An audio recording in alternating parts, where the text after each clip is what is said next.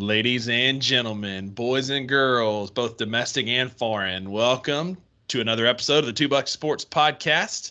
A day late, but better late than never. Uncle Buck had to go into hero mode last night and save all the good people of Tippah County from that deep darkness that befalls on North Mississippi when the weather comes. So, Uncle Buck, welcome back to the podcast. Hey, we're going to try this one more time. Appreciate everybody's patience. We got about 30 minutes into recording the podcast last night, and my lights started flickering, and so I knew something was up. And then about that time, my phone started blowing up because we had, if you round up, 7,000 people out of power with one strike of lightning last night. And so, luckily, it wasn't just the biggest ordeal. It was kind of the best case scenario in terms of getting it back on. That's why I'm here tonight. So it was not unlike the previous storms of the last month. It has not been a 3-day affair. Yeah. So all things that end well are good with me. And so we're going to give this another shot tonight. Absolutely. Yeah, we were sitting here recording and his power blinked and his eyes got big and he kind of gave me a look. And next thing I know, I got a text message that I may have to change to my phone. I might have to go. And we tried to record from his phone and his front tires didn't get out of his driveway good. And he said, Rusty, got to go. Yeah. I was going to try to, get it on my phone and talk, while I was just assessing the situation. And then what I didn't realize is that every employee that we have was going to start calling me wondering where they need to go work. And so I just wasn't going to work last night. So we're going to give it to you tonight, and we're going to have a good podcast for you. Absolutely. So have a good draft for tonight. We started it last night, but get to finish it tonight and show everybody what we're thinking. So Uncle Buck, we've had some good ones so far. I think we've had some good topics, but this is one of my favorite. So tonight we are drafting the first 5 things, or top 5 things, I guess, you would buy if you won the lottery. Yeah, and just to set the record straight for everybody, the most recent lottery winnings were about $1 billion pre-tax. But we are not just going to limit ourselves at $1 billion, okay?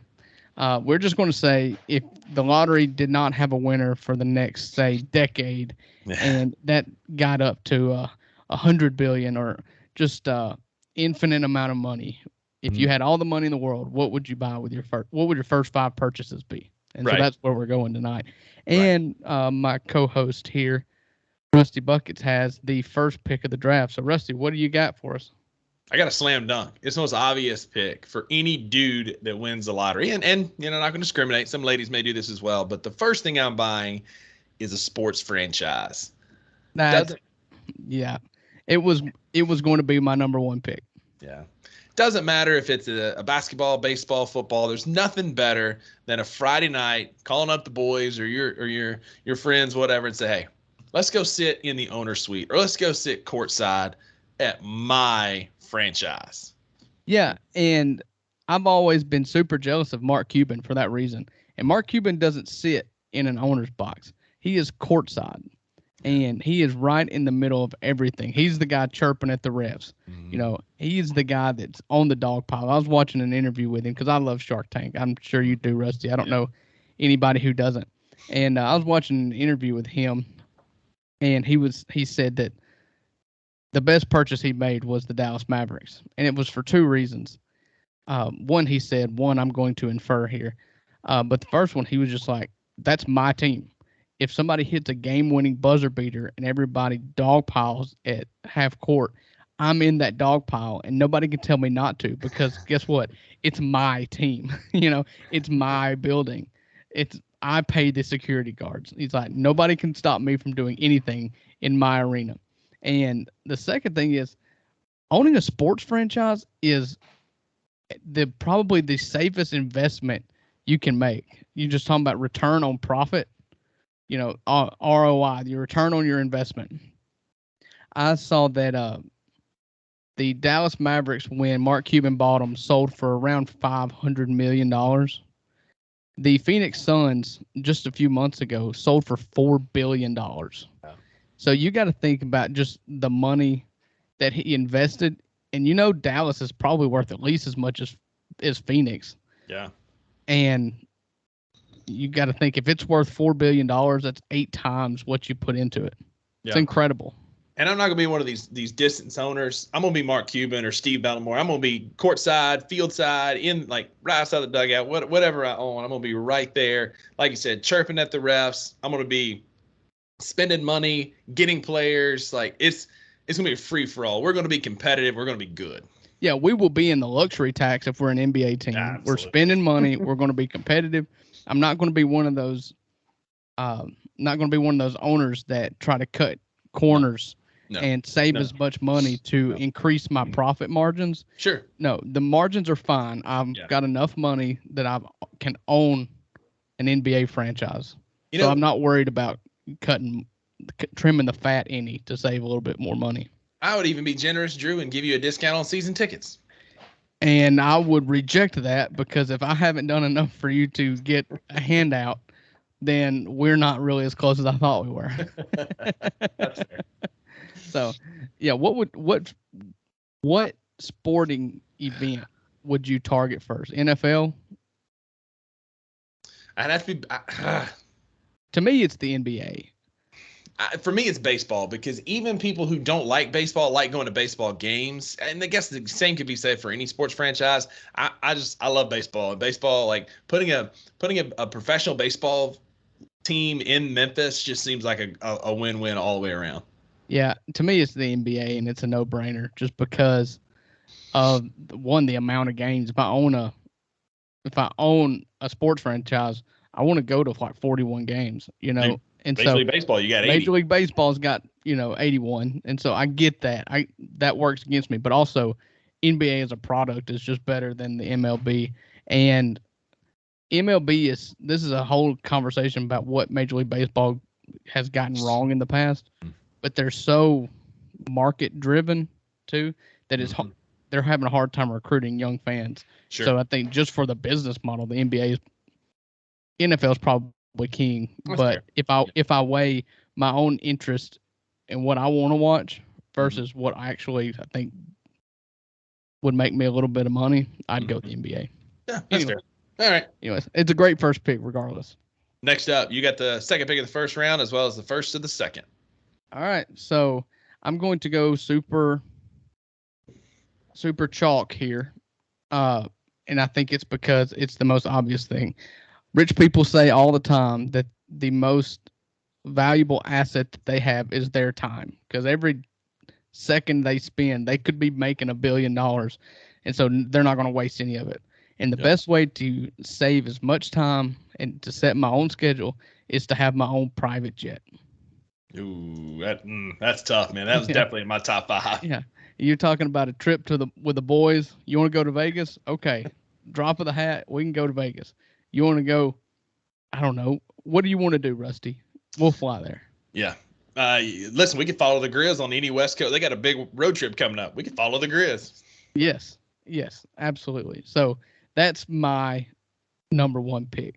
Quick funny story about that. I had a patient one time. I think I can tell this on here, but he had surgery and was going on a short trip. And so I thought it'd be in a car. So I'm like, you definitely want to move your legs in the car. Don't sit there and get too stiff. He's like, oh no, Rusty, I'm flying. And I'm like, all right, just a couple hours, but cool. If you're flying commercial, especially, you might get blood clots, want to move those legs, keep up, don't get too stiff and sit there too long. And he looks at me and goes, Rusty, I have a private jet.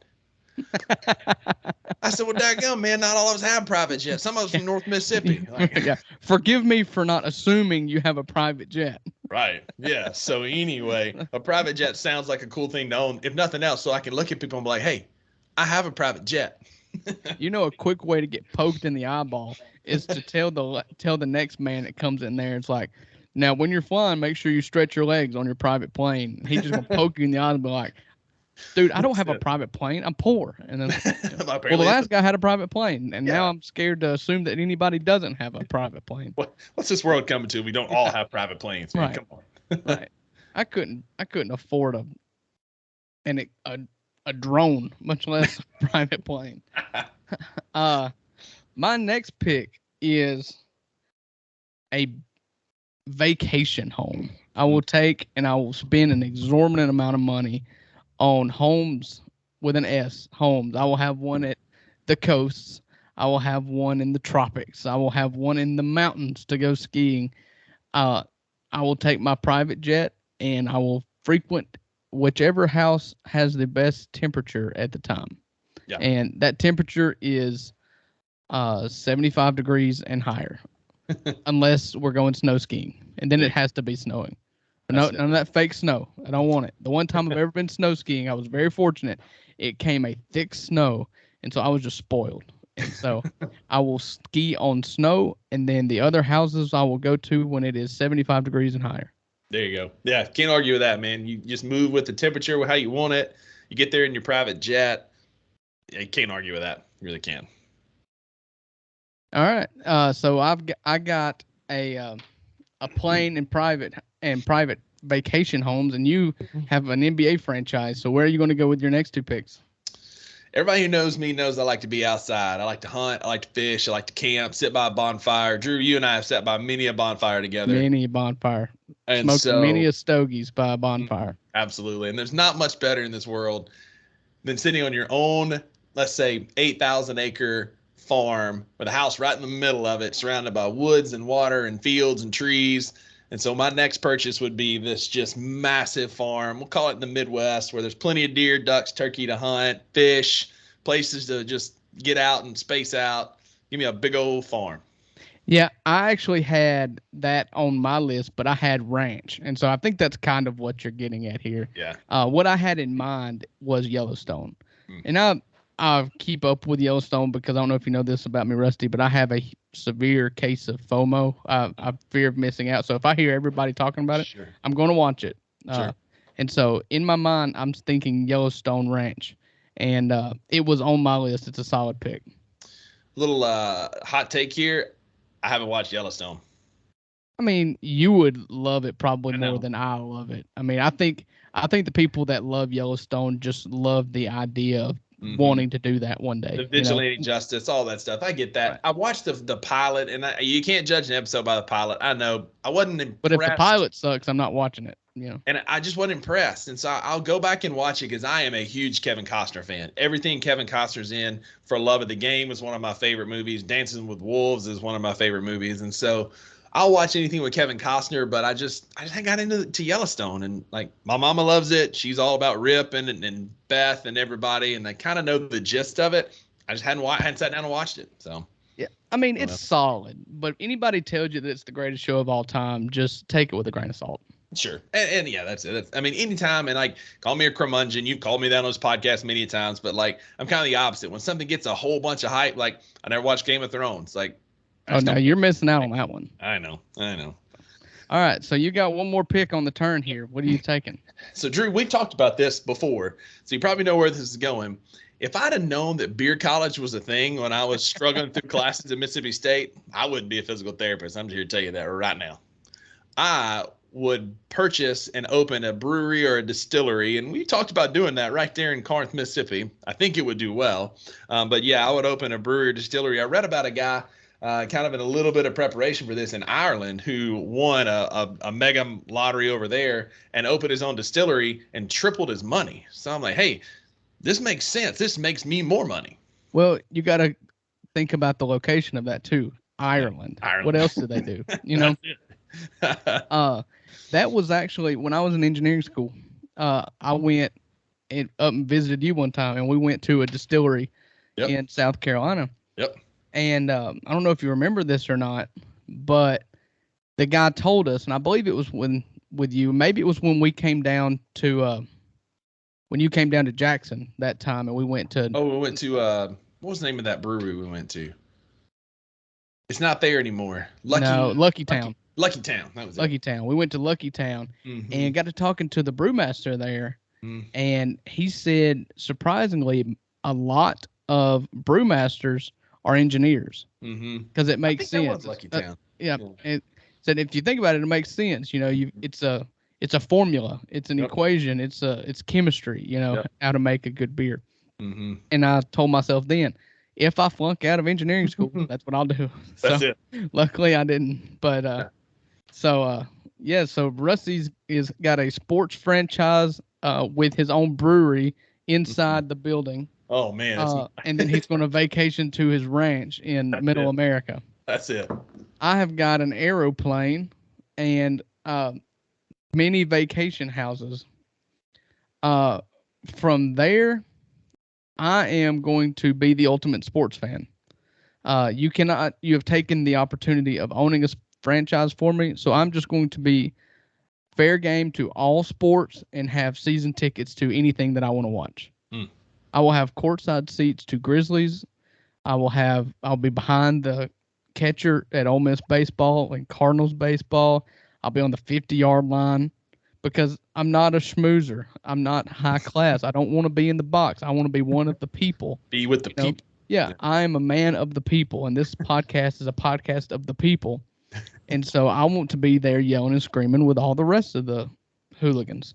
Yeah. And so the only difference between me and them is I'm filthy rich and I have all of the tickets. So I will have any sporting event ticket that you can dream of going to. That's where I'll be. I like it. Yeah. You Rusty can't argue will with let me that. borrow his plane. That's it. You can't argue with that, man. You get to go see all your favorite teams. Maybe a plane is about like a boat. The only thing better than owning a boat is having a friend with a boat, That's it, man. I'll just mooch off of you. We'll fly to my sports franchise that I own. I'll get your tickets. There we go. Man, we need to start buying tickets, man. We need to win We need to start buying lottery tickets. That's a podcast people would listen to. Yeah. We'd podcast every day if that's all we had to do. Absolutely. I'd put a whole studio in my farm just for this. There we go. With my next pick, I'm going to go with every man's dream. If you could give any man a blank check and say, this check is for a brand new truck. Man. That's what I would buy. And mainly it's because I've never had new vehicles. I'm currently driving an 02 F-150. I told my wife, I just need a truck to go to Lowe's in. So I found one I could pay cash for. Yep. And I bought me a Ford F-150 that's 20 years old. And so if you told me that I had all the money in the world, I would go buy me a brand new truck. Hard to argue with that, man. And I would custom build it. I don't know what I'd get, but I know that I would have a say in every single stitch that was in that truck. Yeah. Would be how I did it. Hard to argue with building your own truck, man. Like you said, you can kind of put everything you want on it, all the bells and whistles, whatever. But no brand. You don't have a particular brand. Honestly, if I was to buy one off the lot, I like the look of those GMC AT4s. I think those are pretty sharp. Mm-hmm. But no, I'm not people that, live and die by brands of vehicles and use it as punchlines for other people who have different brands. That seems pretty silly to me. I'm not tied to a brand like that, mainly because I've basically just had a little bit of everything, Yeah. You've had a lot of Ford in your life, and so I could see that. But it's mostly people who are like married to Ford, married to Chevy. My last two trucks have been Rams. I like Rams. They look good. They ride good. That's probably what I'll keep driving. But I'm not going to sit here and hate on somebody else for having a Toyota or whatever. My first truck was a '97 Silverado step side, and then I went to a Toyota. You remember my old Toyota Celica? Oh, yeah. Yeah, my old Speedster. And then I had a couple of Ford Fusions. And now I've got an F-150. So maybe it's time to change it up and go with the GMC. So. Listen, I'm going to be 36 in a couple weeks, and I've had 3 vehicles. I had that Ford Bronco. I had that blue Ram, and now I got that silver one. Yep. So, Rusty, you got the turn here. You currently got your sports franchise brewery on a ranch. So what's next? That's it. So for my first pick of the 4th round, I moved to Myrtle Beach. I caught the bug. I'm going to buy some land, and I'm going to build my own private golf course. I'm going to have it made to where everything goes about 200 yards out and then makes a 90 degree with a wide fairway over there. So when I slice that drive off the tee, it lands just as pretty in the middle of that fairway as you could possibly ask. Saying that you hit it 200 yards straight and then it starts tailing is a little bit generous, I think. Hey, you haven't seen me lately, man. I've straightened the first part of it out, but I can't finish it. I'm a first quarter team, man. Yeah, I mean that's another dream. Golf is just the old boy's dream, anyways. Rednecks, don't let them fool you. They like golf too because any outdoor activity that you can legally drink beer at, that's going to be every country boy's dream. And Every golf course coming with a cooler, a Busch Light. Every other hole's having one of those Gatorade coolers, a Fireball. Like, it's going to be Oh a no, dude's course. not on my golf course. There will be none of that. All right. So what you got next? That's a solid pick. So my last pick, I've got a sports franchise, I've got a farm, I've got a brewery distillery, I've got a private golf course, and for my last pick, I'm building every young boy, every man's dream. Okay. I'm building a bat cave. Okay. What better thing to do with a whole bunch of money than to hire a super cool butler, build a supercomputer, and fight crime in the streets? Or you just go down there and drink beer and play video games. Either way, yeah, you're I'm not winning in the fighting bat crime. cave. Yeah. No, I mean, you may be as rich as Bruce Wayne, but I don't think that you're gonna fight as well. I got bad knees, man. I ain't out there fighting nobody. So did he. Yeah, a layer is how I would put that. Bat cave, you don't need all the monitoring and all the high tech weaponry. Build you a layer that just has an arcade and a wall of TVs and the most comfortable chair in the world with a universal remote that can control everything. That's all you need. Basketball court, a refrigerator right by the chair. I mean, yeah, this thing could be the ultimate man cave, but we're going to call it a lair or a bat cave. Yeah. Okay. Yeah. All right. Well, I'll wrap it up here. And I'm going, my list is pretty practical. Rusty, you don't have any children yet, and which is fortunate for you for one reason. It's when you have to clean your house, you only have to clean up your mess. Right. And you don't make many messes, I'm sure, as a mid-30s adult. You're not tearing your house to shreds every day. I'm a neat guy. I have 3 children and a dog, and so my house is a constant mess to clean up. It don't matter if you spend a day and a half cleaning your house. You let those kids make one lap through it, and it might as well have just not even been touched. Yeah. And so with my last pick, and I picked it last, it's not the least important. It actually may be the one I'm most in love with, but because I knew you would not pick it, I'm picking it last. I'm going to hire a full-time maid / nanny. Yeah. Okay. So I will have a woman that comes in, or man, I don't care, come in, clean my house every day. Well, at this point, I've got a $15 million mansion somewhere, so they'll have their own quarters. There you go. But cook, clean, babysit when me and the lady want to go out, when me and Buckets want to go catch a game. Yep. She will take care of all the things that my children destroy. Spoken like a true dad. You've got 3 of the sweetest kids in the world, but they're Tasmanian devils, just like any kid. They're going to come through and tear it up. Even the best kid in the world makes a mess. Absolutely. So that's a very practical, safe pick. Spoken like a true dad who needs a little bit of help. And I'm sure Haley's in the background giving you the old golf clap. Yeah. Yeah, it was partly her idea, I'm sure. So if I told her we had a blank check, that would be the first thing that she bought. Right. She would be conducting interviews within the hour. Exactly. All right, Buckets, run down your list. Sports franchise of my choice, a farm in middle America, a brewery or a distillery, my own private built golf course with only right-hand fairways, and a bat cave / lair. Yeah. Yeah. And I have a private jet with multiple vacation homes. I will have infinite amount of tickets to sporting events. I will have a brand new custom truck and a full-time live-in maid / nanny. So, man. Well, you know where to find us on our socials at 2 Buck Sports Pod on Instagram and Twitter at the number 2. And look us up, vote. I'm going to get these posted and let us know who has the better list, who spent their money more frivolously, maybe wisely. I don't know. Vote on who you think has the better one. Yeah. We also have a Facebook page now, so go give that a like as well. Yeah. So awesome. Rusty, where you want to go next? All right, buddy. We've had a lot of sports happenings over the last week or so, including the media once again attacking our boy Ja Morant. For those of you keeping up at home, Ja has been in the news the last couple of days, not for his triple-double the other night against the hated LA Lakers, not for almost scoring 40 points against the Sixers the other night. Not for any of that stuff, but for off the court drama. He's got a couple lawsuits that are out there. One from a local kid, allegedly playing pickup basketball. They got into an altercation. He claimed Ja assaulted him. Ja claims that the kid attacked him. It's not a good look for anybody, and including the mom, who has tried multiple multi-million-dollar lawsuits across the Memphis area. Yeah, we were talking before the show started, and that was the article I was looking for, was outlining. So basically what happened, and this is not new news. That's the thing that's kind of frustrating me.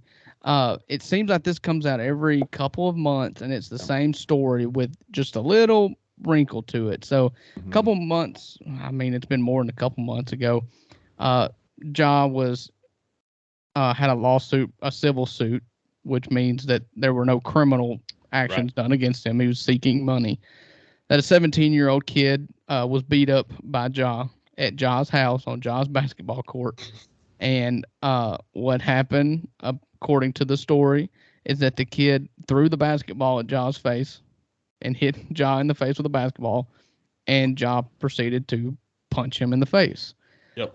To me, that sounds like you're going to, I know he's 17, and if you want to get wrapped up on that, that's fine. You're 17. If you're 17 and a half doing this, it's no different to me than if you're 18. Absolutely. We're just being honest. And you do that to me at my house, you're going to get punched in the face. You know? The only difference is in this story, the other detail that was added was that Ja came back, left, and then came back and had a gun in his waistband.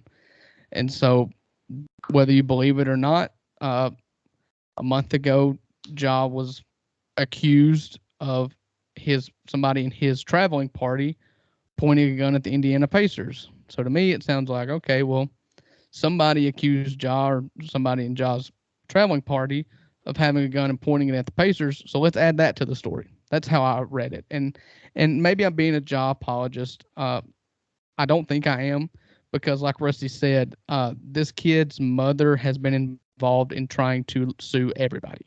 Yeah. She has tried to sue the school district for bullying. Just, it seems like they're trying to make a buck. Mm-hmm. Let me say this though. Ja needs to straighten up. Yes. He needs to, if Ja owns a weapon, which I am a Second Amendment guy for the most part. We're not going to get into the limits of my beliefs on the Second Amendment, not on a sports podcast. However, I do believe everybody has a right to have armory for their own protection. If Ja has that and he is choosing to walk around basketball courts with them in his waistband, then somebody's got to get to him and be like, dude, stop. Yeah. Because ask Plaxico Burress what happens when you're just innocently traveling with a weapon in your waistband. Right. You know, Plaxico Burress had one in his waistband, falls down and shoots himself in the leg. Yeah. That's the most innocent things that could happen that would be tragic. The most unfortunate thing was that things get too heated and you go to it. Don't ever let it be an option. Yeah. Do not travel with a gun in your waistband in any situation, if that's what indeed happened. Yep. And the other thing, Drew, like it seems like it's either Ja or his entourage, one that keeps getting in trouble. And so it's either Ja or his team or somebody close to him needs to have a sit down with him and his team and be like, listen, guys, you are greatness, Ja. Like, you have got unlimited potential. You've got the world is at your fingertips. You've got to stay out of trouble. You've got to avoid these altercations. I don't care what's going on. It's not worth sacrificing the hundreds of millions of dollars you could potentially make on your NBA contracts, on your brand new shoe deal. You've got a whole line of clothes at Nike. And how many times, Drew, have we seen unfortunate choices derail bright athletic future? And I don't want it to happen to one of ours. Yeah, and it's just silly. There was another story that came out in the same article. Yep. Involving a Foot Locker altercation. From what I read, Ja's mother got into an argument with an employee at Foot Locker, and she called Ja. Galleria in friggin' Germantown, Tennessee, one of the nicest posh areas of Memphis. Right. And so she called Ja. So Ja's and his gang, a gang's a bad word. His his buds, his pals. You know, he called them up, and they met the security guard in the parking lot, and one of Ja's running buddies slapped the security guard on the back of the head, or shoved the security guard on the back of the head. And again, that's not Ja, but don't put yourself in that situation, man. Yep, that's it, man. You can't let your team get out of control, your bros. Like, somebody's gotta let cooler heads prevail there and realize, like, hey, this ain't worth it. This is us taking the high road, being the bigger person here, and walking away. Because if not, like, these incidents are going to follow you. They're going to keep growing, and somebody's going to test the bluff, and there's going to be some really bad things come out of it. And we'll end it with this. DeMichael Cole of the Commercial Appeal wrote in his article recounting these events. The last paragraph in it was from Jim Tanner, Ja Morant's agent. Mm-hmm. And according to Ja's agent, this is a quote. It says the July 26th incident was purely self-defense. Again, after this was fully investigated by law enforcement, they came to the decision not to charge Ja with any crime. Any of the dozens of witnesses will confirm that Ja acted in self-defense. That's in regards to the basketball game. And I'll say the last thing I'll say about it is I agree with that, but we got to be careful that we're not towing the line of Alabama Twitter. You know, like, it's a different circumstance. Brandon Miller actually delivered a gun for a murder, but just avoid these situations. You know what I mean? Just avoid. And the difference is, I feel like I love Ja as much as the rest of them. I feel like I've got enough sense about me, and I'm not going to ignore facts in my face. Yeah. If this was corroborated by anybody, I would be dogging Ja right now and calling it a stupid mistake. Yeah. Police confirmed that Brandon Miller brought a weapon that killed a girl. You know, not the same, but I'm just saying. No, I hear you. I'm but not you know what? blindly defending him either. Right. And this is a family friendly, this is a sports podcast. That's enough heavy talk, man. How about them Grizz? Don't look now, but the Grizz are starting to get hot. We're winning some basketball games. We actually won a road game in the last week. And ended an 8-game losing streak. Yeah, we won a Western Conference road game. We won't talk about who the opponent was, but it was the Lakers. Yeah, it was the Lakers. No, I'm sorry. It was Houston. The Lakers was at home. Dang. Yeah, it was the Houston friggin' Rockets, and it was a lot closer than it should have been. But anyway, Grizz are back on their winning ways, man. Jaren Jackson Jr. is him. That dude he is now in second place in the league in blocks for the year with about 10 fewer games than Brook Lopez. He had 5 the other night against the Lakers. He had 5 against the Rockets on the road, for those of you who want to believe the conspiracy theory that they're padding his home stats, which is wild to me. But my man is on a tear. Drew, he almost ended Anthony Davis's career the other night with that putback dunk. Yeah, he went full piggyback on that. And on that putback dunk. And it was funny because it's like Anthony Davis did not even know what hit him. And so, Jaren has been incredible. And my only thing with Jaren throughout his career has been foul trouble. And it seems like he's gotten a lot of that under control. And it says a lot because his fouls always went up when Steven Adams was not playing. Right. When Steven Adams was there, he did not have as much of a problem fouling. Mm-hmm. But Steven Adams has been out for the last, 3 weeks. Forever. And so Jaren is not fouling as much without Steven Adams. And so it is showing that he is learning something, and he's learning how to defend without fouling for the most part. Yeah, and I like Taylor starting to leave him in a little bit when he is in foul trouble, when he is having some issues. He's leaving him out there, letting him get his blocks, letting him do what he needs to do. Because Jaren's only going to get this experience and this improvement by playing late in games that matter, right? If we're up 30 on Dallas or on Utah or Orlando, like, it doesn't matter. But playing late in games against the Lakers, the Sixers, going toe-to-toe with Embiid, that's how he's going to grow and continue to be a better player. And so it's nice to see him staying on the court. And, Drew, it's also nice to see us running our offense through him a lot more. He's getting a ton more looks in the post, a lot more ISOs on the wing, and he's taking full advantage of it. Well, what he's learned is that he is a mismatch. It's something that we've known this whole time, and it seems like the only people that didn't exploit this was Jaren. Yeah. I don't know if it was because it was not schemed for him, which would have been a coaching thing, or if he wasn't, like I've said on this podcast before, being the butthole, Right. and saying, "Give me the ball," Right. because especially when you're running up against teams like Houston last night, who don't have that big. Right. Alperen Şengün is good, young player, but he Yeah. is not a defensive anchor in the middle. No.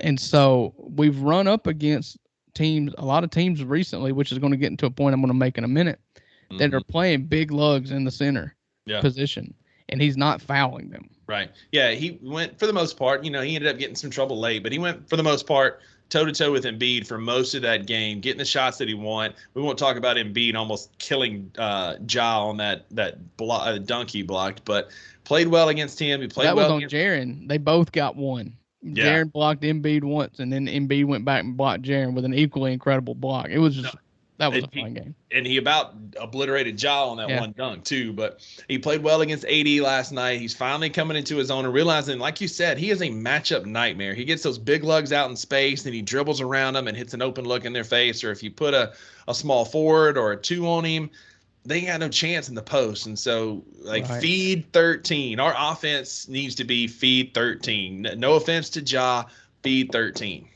Well, and I'm hoping we're going to get some help towards the end of this road trip, because Steven Adams, according to Taylor Jenkins, was going to try to make his return towards the end of this West Coast road trip that we are currently on.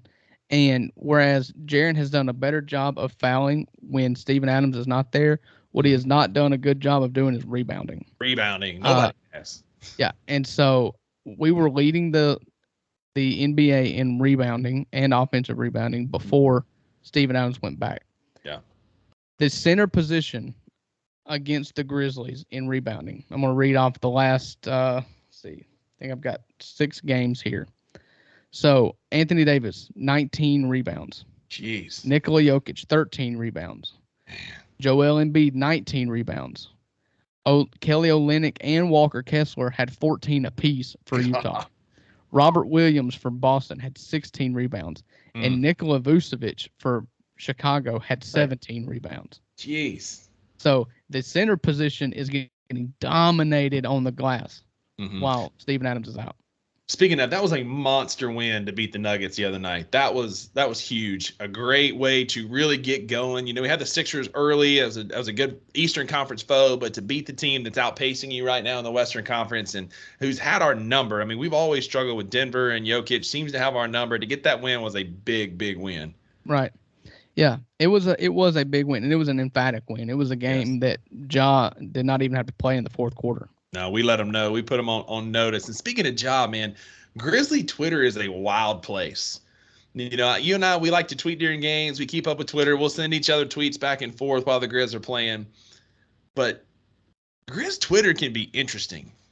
The other night against, I think it was in the Sixers game. I know I saw some tweets, and then it was some early in the Rockets game where there were some fools that need to log off that app, because they're out there talking about Ja is too selfish. He only plays for himself. He only plays for stats. The Grizzlies need to, and I quote, trade him to make this team better. There was and it wasn't just one tweet. There were tweet after tweet, and Anthony Sane at the Sane Asylum on Twitter was tagging these fools left and right, just trying to, we need to trade Ja. Jaren's worth more to us than a trade than he is for the team. And sports fans are wild sometimes with their takes on that app, man. Some folks just need to put the phone down. Yeah, you can't put any stock onto that. Absolutely not. People are, they're fanatics. That's right. That's what a fan is. You are going to be, the best fans are high and they are low depending on how well their team is playing. And right. Ja came out of that break against the first game out of the break was against Philly, and he was just terrible. Yeah. Terrible. But in no situation should the Grizzlies ever think that trading Ja would be good for the team. Absolutely. And anybody who thinks that's just out of their minds, and I won't address it. Absolutely not. But we got another chance tomorrow night, 10 o'clock Eastern, 9 o'clock Central. We'll play the Nuggets again. It'll be a good opportunity to kick off a very important road game. We're hitting the road stretch. We're hitting the teeth of our schedule. We've got a brutal next couple of weeks with some of the teams coming up. So it'll be nice. It would be nice to start it off with a win Friday night in Denver. Yeah, absolutely. Uh, you got them here. Now go get them there. It's not Denver's a hard place to play. Yeah. Because of the elevation, but you've got a day off in between the games, and so get there, get rested. Don't go out. I don't know what all there is to do in Denver, but get your rest. Yeah. Drink lots of fluid, and let's go out there and try to get another game on the number 1 seed. That's it. And don't let it spoil your road trip. If it doesn't work out in your favor, you got opportunities at the Clippers and at the Lakers to get some wins back before you host Golden State at home. But in games like the Clippers and Golden State, those are actually more important because the margin between 2 and 3 and 4 is a lot closer than 1 and 2. Right. So you really need to fight to keep from falling down. That's it. Because the being that 2 seed is very, very important. And so you've got this, you've got Clippers and Lakers, or Nuggets, Clippers, Lakers on the road trip. And then you come home and play the Warriors, the Mavericks, and then at the Mavericks. Right. And those are all teams that are in that. Chasing you. Outside of the Lakers, all of those teams are in, let's see, I think between 4 and 6. Chasing you. Yeah, Golden State is 5 and Dallas is 6, and the Clippers are 7. So, with only, about four games separating you. Right. So we need to win those games. You're absolutely right. Keep those teams chasing you, behind you, and don't let them gain ground. Particularly, it would be a good victory to go snatch one on their home court out in LA. But I want to beat Dallas twice in a row. I'm sick of losing to Dallas. Yeah, and especially because they got Kyrie, and I don't think that makes them better against us. But yeah. But we'll see. Hey, speaking of basketball, we're coming up on March Madness. We've got both of our teams are coming up on the SEC tournament. One of us might be in a little better standing than the other. Let's give a quick shout out to Coach Chris Jans and the job he's done in Starkville this year. Coming in his first year with a less than talented team. Drew, earlier in the year, we were talking about it, man. We could not hit water if we fell out of a boat in SEC play. Came in hot out of non-conference, 11-1, but just were bad. It was just bad basketball. And I saw a sports writer, and this is taking some traction on Mississippi State Twitter. Playing Chris Jans in Mississippi State is like having a root canal without Novocaine. And so been calling Chris Jans the dentist on Twitter all year long. We're not going to go score more than probably 60, 65 points, but you ain't scoring more than 60, 65 points either. Yeah. You're talking about two teams that had pretty low expectations going into the year. One team made the low expectations going into the year seem very high, and that's Ole Miss. Because the most exciting thing Ole Miss has done is fired their coach. Which, speaking of, man, Kermit. I'm gonna say something. I'm gonna say something about Mississippi State first, positively. All right. So when you get a new coach, you're playing the old coach's players more times than not. The transfer portal has allowed you to get a few of your own players, but even those guys are afterthoughts to bigger colleges most of the time. So props to Chris Jans, because the way they do not play offense. They set the offensive game of basketball back 100 years in the SEC. At least. They might as well be playing with straw baskets as rims. I mean, it's disgusting to watch. Yes. But defense is effort. And defense is just nonstop intensity. And to be able to bring that every night, it is sheer effort. That's all it is. And he's got those guys, despite the fact that shots aren't falling, to play hard defense and never let go of the rope. Because a lot of times in basketball, if your shot doesn't fall, it negatively affects your offense. You get yourself out of the game. If your shots don't fall, you don't play defense. You get down on yourself because all you want to do is score some points. They have thrown that completely out of the window and have played hard. That's one thing Kermit Davis gets credit for even today. His team, despite being 3-16 or 3-13 in the SEC, they continue to play hard for him. It just turns out he doesn't know how to build a team, that plays well together. Chris Jans has taken the players that he was assigned and got them to buy in to do nothing but give 100% effort 100% of the time. Absolutely. And credit to that, because Drew, we're a Kentucky travel away from beating Kentucky at home. Kentucky travel, you can take 3 steps, you just can't take 4. and they got away with a travel in the lane, or we'd have beat Kentucky at home. We turn around, beat Ole Miss, and then play Missouri for everything we're worth. The shots just quit falling in overtime. We lost that game by 2, but like night after night, you're right, man. Like we'd play a bad game and we'd come out and win. Like we lost to Alabama, we came back and beat TCU, and he's got that team believing. And I'm curious to see what'll happen if he gets a shooter or two. You know, we talked kind of off air a little bit about Wichita State. They kind of kicked his name around. I think that's more them just trying to gain traction for their job. He was a bench coach for them way back in the 90s under Greg Marshall for a little bit. Greg Marshall, and he's not leaving an SEC job. If he beats, he's only the second coach in Mississippi State basketball history to win 20 games in their first season. The other being Rick Stansbury. He beats Vanderbilt on Saturday. We're firmly at a 10-11 seed in the NCAA tournament, which nobody expected us to be anywhere flirting with the NIT, much less the NCAA tournament. Phenomenal job in year one by Chris Jans. Well, we did talk about the possibility of Chris Jans getting offered that Wichita State job. We both agree that would kind of be sense. It doesn't make sense because they're in the AAC, the American Athletic Conference, right? And given the explosion of the SEC, and they're only getting bigger and they're only making more money, and the job Mississippi State, which is if we're being honest, Ole Miss and Mississippi State are both bottom. Right. 4 or 5 jobs in the SEC in terms of basketball. Yeah. Even that job being that low in the SEC is in the SEC and will only continue to get be a better job as conference realignment goes on. Yeah. So I agree with you. I think it'd be silly to take it. Ole Miss, I think it's not going to happen now. But Chris Beard is out there. Will Wade is out there. What? I guess based on your reaction there, that would be your thought on hiring either of them. Let me set the table, okay? I would feel really weird about Chris Beard. Yes. I'd be torn. Mm-hmm. The pros are he's easily a top 5 coach in college basketball.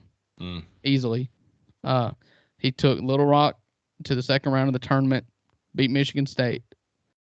He took Texas Tech to the finals.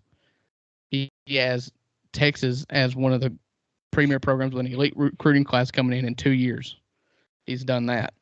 Yeah. But then he also choked his wife and got and if I wanted to play Homer, now I'm going to put this hat on and I'm just going to play the Ole Miss Homer objective. He was cleared. His wife took responsibility, saying he was responding in self-defense, that it got out of hand. Like I said, I would be I'd feel very icky if they did it. Yeah. However, the flip side is, and this is the only reason why I would say it would kind of push me in favor of doing it. Winning is the only thing that matters. It's true. Winning cures all. It's what makes tickets sell, brings in money. It's why Hugh Freeze is at Auburn right now. Right. Winning cures all. And if you don't hire Chris Beard, someone else will. This is not a place to play the moral game. If you hire, the way Ole Miss has got to think about this, if you don't hire Chris Beard, Chris Jans goes to Wichita State. Does Mississippi State hire Chris Beard? Because if Mississippi State hires Chris Beard, then you have failed. Yeah. And it sucks that it's that way. And it doesn't sound like it's going to happen. I don't think they're going to let that happen. I don't think he's Carter is going to do it. He's not far enough away from the allegations yet. And yes, I agree. He was everything was dropped. You know, could it have been a case of I'm not disparaging anybody. These are just options. Like that may have been what happened. It could have been just a passionate argument and whatever that got out of hand. His wife could have remembered those dollar signs that he could make as a coach. Like there's a lot of scenarios here. That's what happened. She fell on the sword. I will go out. I'll say that. Yes. Because what I've heard out of Austin, and everybody knows this couple. Yes. They are just a powder keg. They are high strung. They're emotional, and they are ripe for a blow up. That is that couple. It's not their first fight. It was just the first time she called the police. Yep, absolutely. And so it's not, I don't believe that it was all one party. However, as the man and as the husband, you are not allowed to do that, and you should not ever do that. No. And so I don't think it's happening.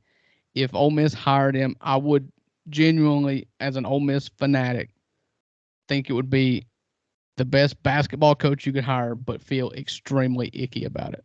I don't disagree. I think that, the results are there. Obviously, he's won a ton of games, been very successful at 2 traditionally successful basketball programs, so he's carried on that tradition.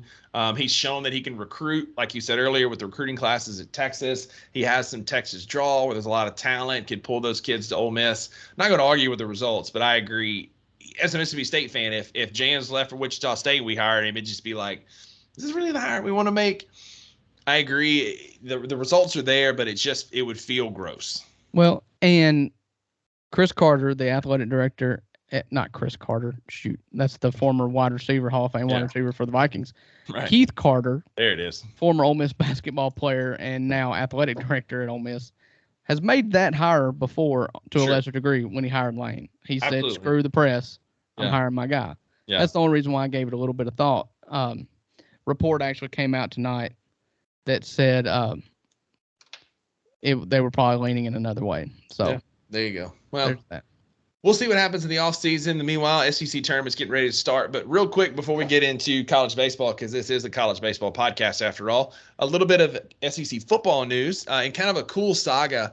Did you see Mississippi State picked up a commitment in football today?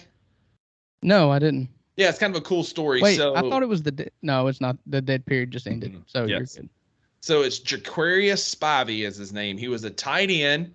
Heard that name. He was a tight end recruited to Mississippi State. He was a heavily recruited tight end. He came to Mississippi State before Mike Leach got there. He started his career with Mississippi State. Mike Leach gets hired. He realizes, I'm not going to get any playing time. Mike Leach, for those of you who know, run the air raid offense. He did not play tight ends, and so he transferred elsewhere. He transferred to TCU Horned Frogs, and he was on TCU's championship game team this year. They got throttled by Georgia, but he was on the team. He was number 12. He was one of their starting tight ends. Well, he graduated and had 1 year left of eligibility. Mississippi State's now running tight ends, so we pick up a commitment from Georgia, one of the tight ends that was there in that great tight end room. And Jaquarius Spivey is coming back to Starkville for his graduate season. So started at State, transferred to TCU, finishing up at Mississippi State. Just a cool story, and glad to have him back in Starkville. Okay. Okay, so moving right along. Drew, we got some big games coming up this weekend. We've got the tale of 2 baseball teams. Before we get started, man, there's some controversy around the Ole Miss Rebels this week in college baseball. Yeah, you want to just start there? I think so. So for those of you keeping at home, I'll set the stage. I'll get your take on it. I've got some thoughts. So yeah, I'm curious to see how you are going to unbiasedly give this synopsis of what happened. Watch this. So last night while we were recording our podcast, a storm rolled through North Mississippi. For those of you who are keeping up at home, we did not get to release our show. You saw our post on Instagram and Twitter that we were in a rain delay. The 2 Buck Sports Podcast, an indoor podcast, mind you, but we were in a rain delay. That same rain system affected a baseball game in Oxford, Mississippi, where the Ole Miss Rebels were losing in the top of the 7th to the La Tech Bulldogs, who had beat them the night before. I don't know why I threw that detail in there, but anyway, playing the game, Ole Miss they're leading in the bottom of the 6th. Top of the 7th starts. La Tech scores a couple runs, takes a 1-run lead, 2-run lead. Right. Ole Miss was up by 1. La Tech scored 2. And was up by 1 at the top of the 7th when the storm got there. Ole Miss chose not to tarp their field because it was some heavy rain, but then lightning struck.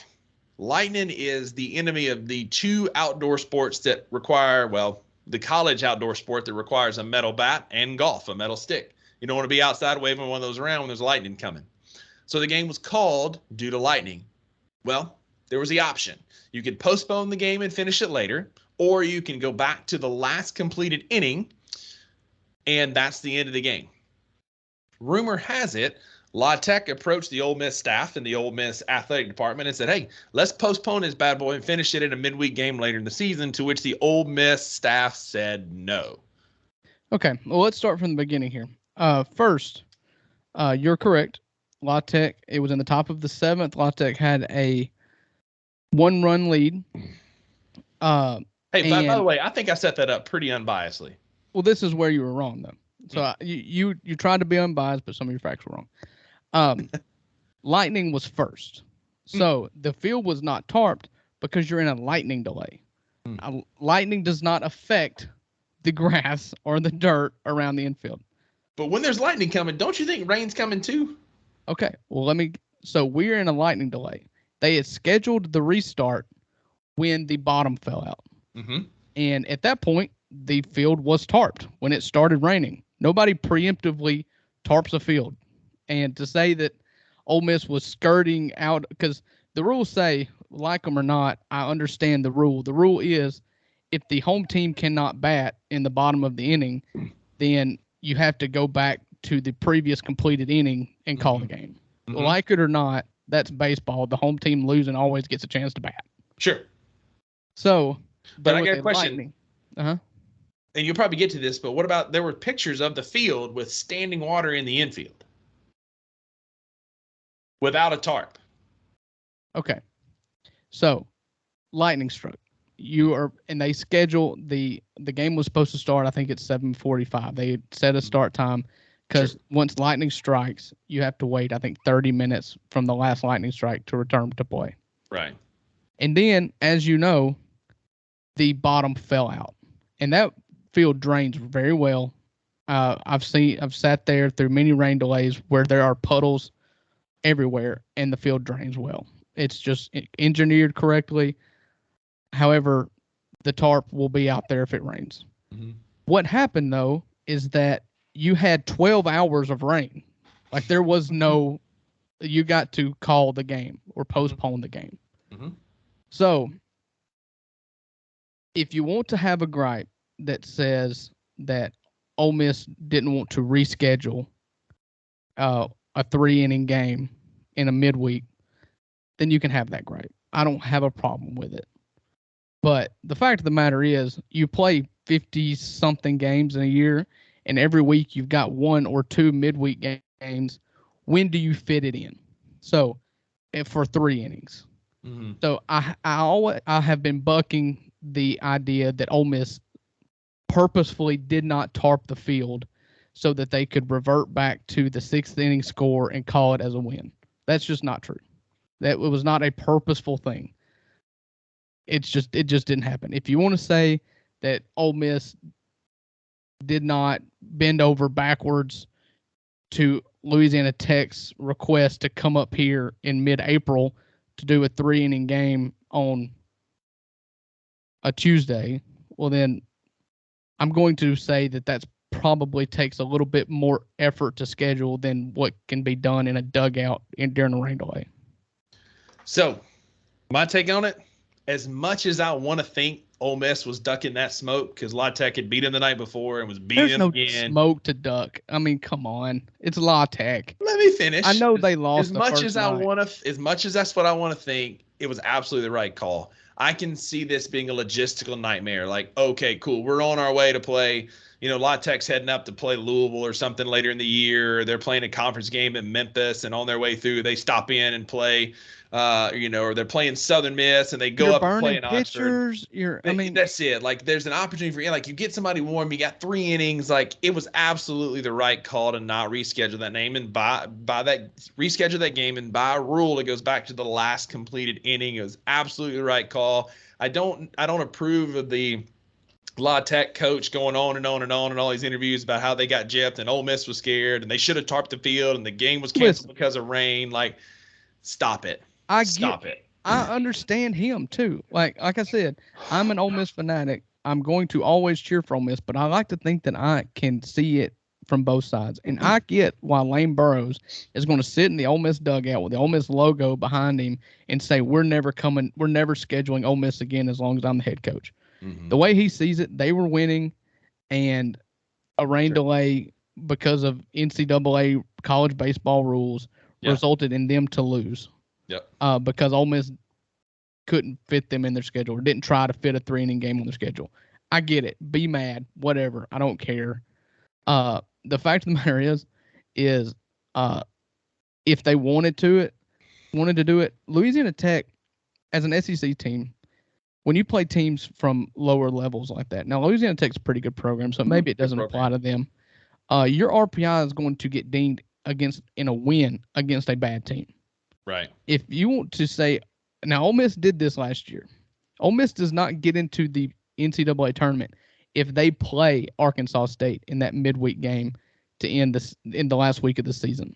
Yeah. They flat out in good weather canceled that game to save their RPI, to give them a fighting chance of getting in the tournament. That is shady, and that is what winning programs need to do to save themselves. Duck because that smoke. There is nothing good. It's not smoke you're ducking. It's ducking no-win situations. Yeah. Ole Miss would not have made the NCAA tournament if they played the 200th best RPI team in college baseball and beat them by 50 runs. RPI would still go down because the team is so bad. Yeah. And so they made a business decision with Arkansas State. I do not believe they made a business decision ducking Louisiana Tech. No. Louisiana Tech's not that bad. It would not be an RPI buster. If it was that bad of an RPI buster, they wouldn't play him 2 games back-to-back on a midweek.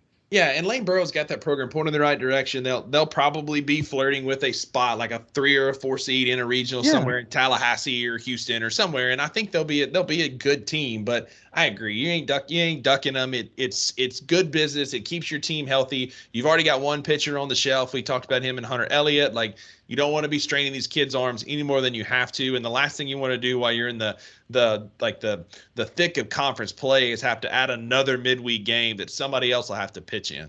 Yeah, and it's just Louisiana Tech is good. You know, they took a game from Arkansas in the regionals last year. I believe that was last year. Maybe it was 2 years ago. He won't be there long. Lane Burrows won't be there long. Yeah, and so I get it, man. I would be pissed too because from a Louisiana Tech perspective, they were winning. Why is it a loss? It does not make it rational sense. But the way karma works, you know what's going to happen. You know they're going to be the 3 or 4 seed in the Oxford regional. 100%. Yeah, absolutely. 100%. And then guess what? You said you would never schedule Ole Miss again. Well, the NCAA will do it for you. Here's your chance, Bubba. Here's your chance. Yeah, we'd love to make up that 3-inning game in which you were leading by 1 inning in Oxford for against regional. a team that can score 15 runs in a heartbeat. So yeah, give me that game.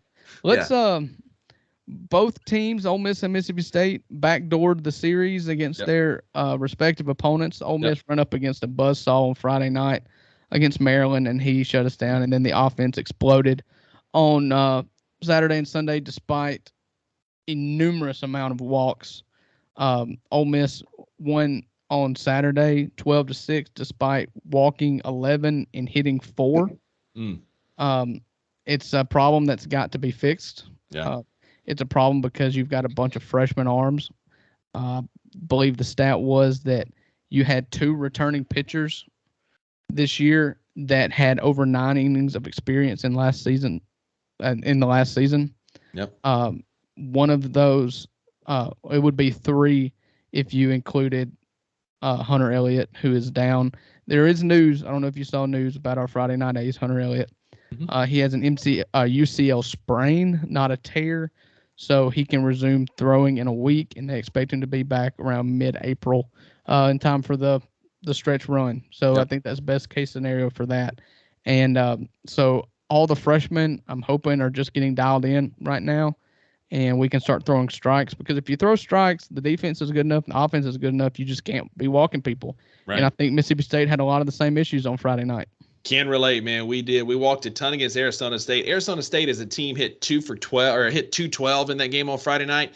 2 of our losses so far this year that lost to ULM, they hit 188. And then our other loss to Arizona State, they hit 212. Like, teams are not hitting the ball. We struck out 10 guys in that game, but we walked 9. And 9 walks are going to get you beat just about every time.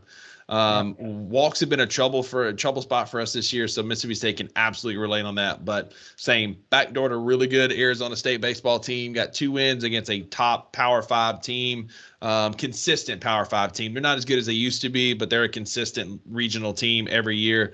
But the most impressive thing was just the freshman pitching for us. Much like you said, man, the freshmen are carrying us to the point that Jarangelo, and I'm not even going to try and pronounce his last name because I'll butcher it. I've been saying Clinchy, but I think it's Kinji. I think it's something like that. Yeah, I've just based on my own grammar and skills, my own phonics. I just said Clinchy, but yes. So it'sCijntje.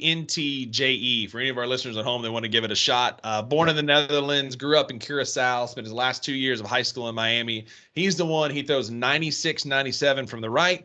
91, 92 from the left, and his curveball and slider on the left are gnarly. So he pitches with a 6-finger glove, and rules don't let him change hands mid at bat, but he can change each batter. That's the same as the MLB. Right. You have to. Is it the pitcher or the hitter that has to declare first? The hitter has to declare first, and then the pitcher gets to declare. Right. So if you're a switch hitter, and pro. Yeah. If you're a switch hitter, the hitter declares first, and the pitcher. Right. Yes. And he is going to be our Friday night starter against Ohio State, and I'm fired up about that, man. It's exciting. I'm so excited. He's got a bright potential. You know, he was drafted in the 18th round as a shortstop, but wanted to pitch. Like, the sky's the limit with this kid. He's got some good stuff, and I'm excited to watch him play. I'm gonna break down. I'm gonna get the D1 package this weekend. If those of our listeners at home, if you want to watch it, it's only on D1Baseball.com. If you use, I think it's Hell State BB as the code.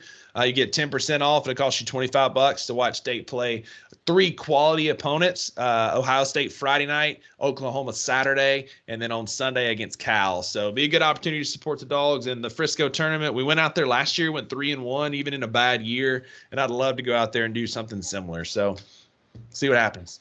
Yeah. We both have to pay extra to watch our baseball teams this weekend because Ole Miss goes up to play in, is it USAA Bank Stadium in Minneapolis, Minnesota? That's what it is. Is that right? I think that's it. Anyways, the Viking Stadium. Yeah. It looks atrocious. Like, why are we still, it's 2023. Why are we still playing baseball in football stadiums? Yeah. I mean, it's cool. It's like 420 feet to dead center and 300 at right and left. Yeah. It looks, what's the old ballpark? Is it Comerica that had the just, no, not Comerica. That's the White Sox stadiums. No, it was the old Yankee had that short shelf in right field. There was one that had the huge, like, center field was like 500 feet. What was it? Camden Yards in Baltimore? That had the short porch, I think. Maybe. In left field. Anyways, I have to buy the Big Ten Network Plus to watch Ole Miss play Maryland again. That same ace Friday night, right? Yeah, the same ace. I think hopefully it'll be better the second time than the first time. Then we play Minnesota and Nebraska on Saturday and Sunday. And so, like Rusty said, they are quality opponents. I believe Minnesota was a regional team last year. I'm not sure about Nebraska. But they're Power 5 teams. And Power 5 teams always, you got to take Power 5 teams seriously. Yeah, they help the RPI. Yeah. Baseball is baseball. That's one of the best things about baseball and things that can also kill you.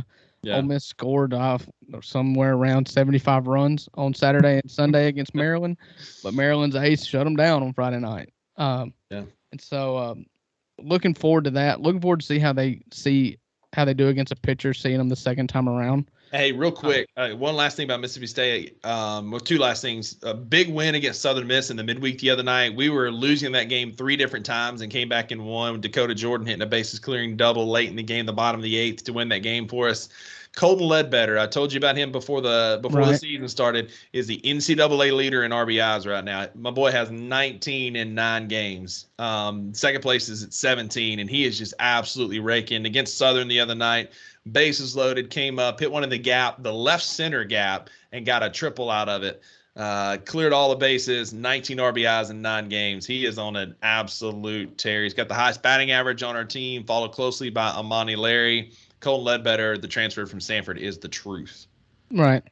Ole Miss had a guy, Calvin Harris, not the former DJ that dated Taylor Swift, a different one. This one's from Iowa.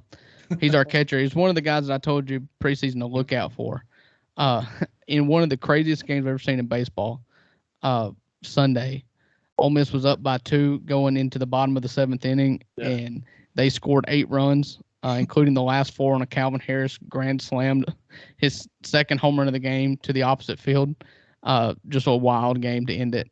He had 2 home runs on the game an on the day. absolute seed that he hit, man. Yeah, and so that was the second biggest comeback of the week. The first biggest was last night when we coerced the rain to start, and we got to revert. We got to go back in time to win the game. It's the most creative win, the most brilliant coaching decision that's ever been made to assure a win for the home team. I'm not going to argue that, man. You called it a favor with Mother Nature last night to beat. Hey, I'm telling you, if that was on purpose, it's genius. I mean, just chess. But why'd you waste it on La Tech? You use that against LSU or Florida. You got to do it when it rains, man. You don't do that against La Tech. You can't predict the weather. And hey, maybe we'll do it again. We play plenty of home games, and it likes to rain. So I guess apparently. So big weekend in baseball this weekend coming up for both of our teams. It is always fun to see how they stack up with Power 5 conferences. It's fun to see. I was talking to my dad. We're season ticket holders at Ole Miss. And last year in the non-conference games leading up to SEC play, we play like Charleston Southern and UCF and just a bunch of just boring run rule games. It's fun to see a home series against Maryland. Yeah. And then we go to Minnesota to play Minnesota, Nebraska, and Maryland again. Yeah. And then next weekend, we have a home series against Purdue. It's fun to see the Power 5 conference matchups. It's good for fans who buy tickets like myself. Yep. Because I'm motivated to go to these non-conference games, in which last year, I could have taken the first month off, maybe going to one of the 3 games instead of 2 or 3 of the 3 games, just because, I can turn this on the TV, watch us win by 13 and get some stuff done around the house. Yeah. And I agree. See, we've got ours early. We played Arizona State. We've got some of that out of the way. We got a decent series coming up. We're riding a 3-game win streak into the Ohio State game Friday, Oklahoma Saturday, Cal Sunday. We played in this tournament last year, like I said, against Texas Tech, Texas, and I think TCU. We played Texas Tech again last year in Biloxi.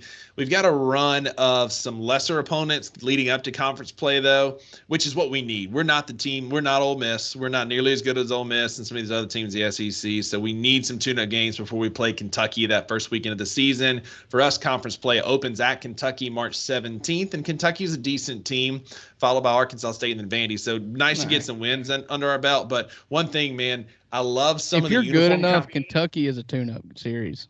It ain't gonna be for us. If you want Mississippi State to be as good as what you want them to be, Kentucky should be a tune-up series. And we're getting there. I think we're heading in that direction, but it just depends on how our pitching. If our freshman pitching can continue as good as it is, I think you're right. But it's just like we give up so many walks and runs off of that. Any game is in play if you walk that many people. I'll say this. I'm a fan of the white hats and the white helmets we've been wearing this year. They look crispy with those all white uniforms. I don't disagree with you. I would change one thing. I don't like the maroon bill on the helmets. I like it either way. If you're going to go white, go all white. And I didn't care for the combination to have the white hat with the maroon bill with the black jersey and the white pants. It was too much. It just didn't work for me. No, Mississippi State's notoriously for either having really, really good uniforms or atrocious uniforms. Bad ones. It's Adidas for you. Adidas is so bad. Go to Nike. Adidas will screw you up quick. Yeah. Those pajamas they wear on Sundays are awful. I hate all blacks were terrible. I like the all whites with the state script. Against Southern the other night, we went to our classic pinstripe with the M over S on the chest. Like those look good. The Mississippi State uniform. And I've told you this. Anytime you do the big script state and you put it on white or cream with the pinstripes, it's 10 out of 10. If you wanted to go pro baseball with it, get you a white, get you a gray or cream, and then get you an alternate.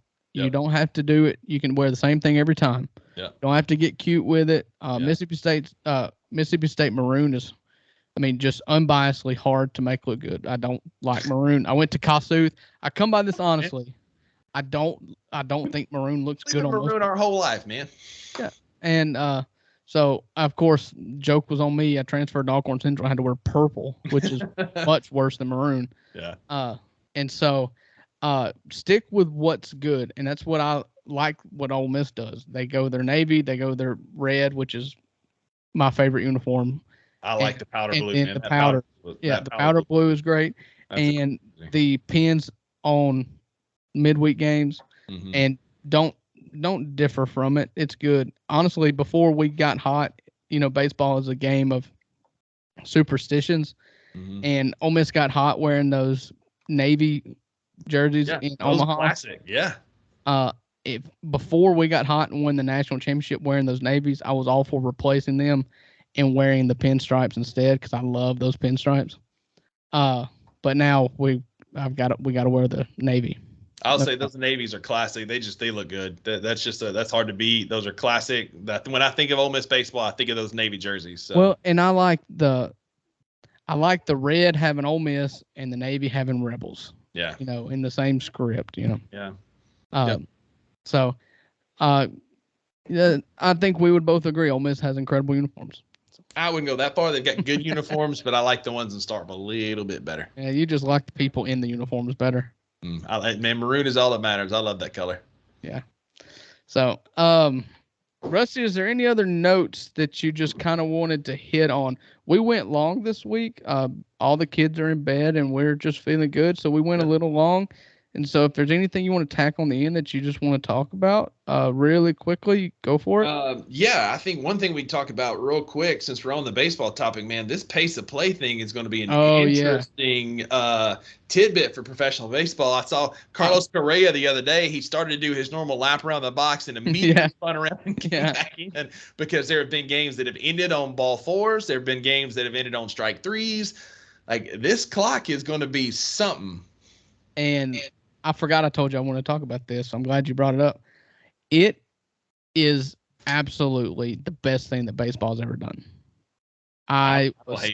You couple that with banning the shift. And old school baseball, I get it. You're old heads. Baseball is the oldest sport in the world, and its tradition. Baseball's great because of its history and everything. I don't care. I don't care. Baseball had gotten so unwatchable because the only outcomes that were ever happening were you were going to strike out, you were going to walk, or you were going to hit a home run. But that was it. Yeah. I mean, other than grounding into the shift, and Major League Baseball had an excitement problem. I believe this to be 100% true. They had an excitement problem, and excitement happens when you've got runners on the base paths. You've got intensity. You've got double play coverages. You've got the whole shooting match. And all that was out the window with the shift and the pace of play. There's nothing more unexciting that baseball could do than taking 5 minutes to pitch to the same batter. Yeah. Absolutely. I mean, you get 3 balls and 2 strikes in an at bat, and it was taking 5 minutes. Sure, unless I like those battles where you're fouling them off and that kind of thing. That's right. That's action. That's action. Different than the batter pacing around the box and the pitcher standing on the backside of the mound. Like, I agree, and I think it's been good for college baseball. Mississippi State, we struggle with that a little bit. We talked about that with the walks and rushing a little bit, but I think it's going to speed it up. I think it's going to draw interest to the sport again. Major League Baseball is a dying sport. It really is. I mean, the fans are going down. No new kids are getting into it. I think Rob Manfield is driving it into the ground, but that's a conversation for another podcast episode. Well, there's another. I know I've talked about it here. The blackout market is killing that as well. Awful. And I saw this tweet the other day, and it's funny when you compare them side by side. 'Cause there's been a lot of this going on. I'm sure you've seen several. It was saying how many strikeouts have happened, or I'm sorry. In this, I'm trying to get it right in my head. In this at bat, they did an at bat in which it took forever. I don't remember who was batting. It may have been that fellow you were talking about with Houston, Carlos Correa. Mm-hmm. Yeah, about him walking around. I don't remember who it was, but it was like, how many inside the parks could Jose Altuve hit while this at bat still goes on, or in between? It was in between pitches. I'm sorry, it was in between pitches. Yeah, and the video stopped at 4. Jeez. In between pitches last year, Jose Altuve lapped the bases 4 times. And so it is the best thing that baseball could do because it makes the game more exciting. It makes it shorter. Yes. Which and it's not that necessarily the length matters, but it's the gap of action in between. Yeah. Significant happenings of the game. Like it becomes so unwatchable if you could even watch it, which takes me back to the blackout market. Yeah. You're telling me that I can't watch a nationally televised St. Louis Cardinals game because I live in North Mississippi? Yeah. No, I'm sorry. Forget it. You're going to kill my fandom. And we've talked about this with college baseball too, because that's why it's difficult to nationally televise college baseball games, because Friday night might be 3 hours and 20 minutes, and then Saturday may be pushing 5 hours because of delays and pitching changes, and you get some of those middle relievers that can't throw strikes. And so the efforts to speed up the game are only going to make it more marketable, make it more enjoyable and interesting, and hopefully generate more interest in what is a phenomenal sport again. And I'm going to tell you this, Rusty, your gripe to start baseball season was that they were not nationally televised enough. If in 1 to 2 years there are more college baseball games that are nationally televised on the big networks, it will solely be because of the pitch clock. Worth it. Absolutely worth it. And I agree 100%. I think this is going to be what pushes it that way. There's going to be some pushback. There's going to be some bugs to work out. But I think this is opening the door to some nationally televised, it'd be nothing better than Ole Miss and Southern Miss, or Mississippi State and Texas, or whatever. Ole Miss and State playing on a Tuesday night on ESPN, they have Tuesday night baseball. Make it college, man. Nothing would be better than that for the sport. Have you watched any of the spring training? I've been watching some of the highlights. I haven't watched a ton of games yet. No. I sat down and watched a couple innings of the Cardinals game the other day just to see what it looked like. Mm-hmm. There was a strikeout that took 20 seconds. It is so fast. Yeah. That it's jarring. Yeah. But you're talking about, I used to be able to go make waffles in between pitches, Yeah. So it's an incredible change, and it's the best thing that Rob Manfred has done for the MLB since he took office. Yeah. One of the only good things. But again, that's another show. Yeah. So, Rusty, it looks like our recording is sitting at about an hour and a half. And so is that going to do us for tonight? I think so, sir. Thank you. If you made it all the way to the end of the show, we appreciate you being patient with us on our non-Wednesday night podcast this week. Uncle Buck had to go Power Rangers and save Tippah County from utter darkness. Yeah. And so, if you are a patron of Tippah County and you were mad at me for not having the podcast out yesterday, you're welcome. So, they lit the bat signal, and Uncle Buck had to go get the power back on. And so I may post some of the episode last night, because Drew's power blinked and his eyes got real big, and he looked at me and he looked at his phone, and then he got real distracted, and I'm like, yep, here it comes. Yeah. Props to Rusty. He improv'd very well for a few seconds while my boss called me and tell me that we had lost the substation. And so he filled in the dead space in the air very well. And even on a couple of occasions, as I was having to check and trying to get Skype downloaded and on my phone to try to pivot to the phone. And hey, did a good job. Got in his truck and was carrying on with our draft and doing his picks, and his tires hadn't cleared his driveway yet. And he's mid-thought, and I'm listening, you trying to, pay attention. And he's like, oh, Rusty, got to go. And that was it. Yeah, I started getting 2 calls at the same time. And I was like, okay, these folks need direction, and I need to find out what direction to send them in. Yeah. So, long story short, thank you guys for being patient with us. We got you the podcast a day late, but we did get you the podcast, and I hope you enjoy it. Check us out on our social channels. Interact with us. 2 Bucks Sports Podcast with the number 2 on Instagram and Twitter. 2 Bucks Sports Pod on Facebook. You can always catch us on YouTube. You can catch the live stream at 2 Bucks Sports Pod. And if you listen to us on a podcast, give us a rating. Tell us what you like about it. If the podcast sucks and you hate it, give us 5 stars and we'll address it.